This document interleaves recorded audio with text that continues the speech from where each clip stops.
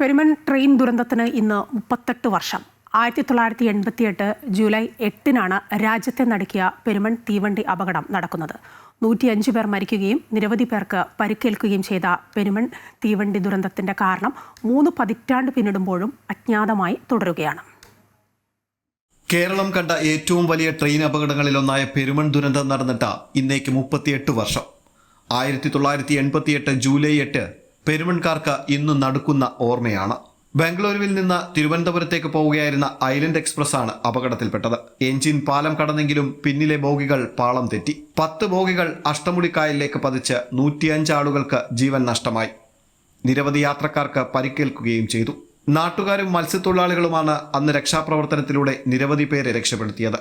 38 വർഷം പിന്നിട്ടിട്ടും നാടിനെ ആകെ നടുക്കിയ അപകടത്തിന്റെ യഥാർത്ഥ കാരണം ഇപ്പോഴും അവ്യക്തമാണ്. ദുരന്ത കാരണം ടൊർണാഡോ എന്ന ചുഴലിക്കാറ്റാണെന്നായിരുന്നു റെയിൽവേയുടെ കണ്ടെത്തൽ. എന്നാൽ നാട്ടുകാരിൽ പലർക്കും പല അഭിപ്രായങ്ങളാണ്. ദുരന്തത്തിന്റെ കാരണം കണ്ടെത്താൻ നടത്തിയ അന്വേഷണവും എങ്ങുമെത്തിയില്ല. അപകടം നടന്ന പാലത്തിന് സമീപം ഒരു സ്മൃതി മണ്ഡപമുണ്ട്. ദുരന്തത്തിന്റെ ദുരൂഹതകൾ മാറിയില്ലെങ്കിലും ഇന്നും പെരുമൺകാർ ഈ ദിനം വേദനയോടെ ഓർക്കുന്നു. അമൃത ന്യൂസ്, കൊല്ലം.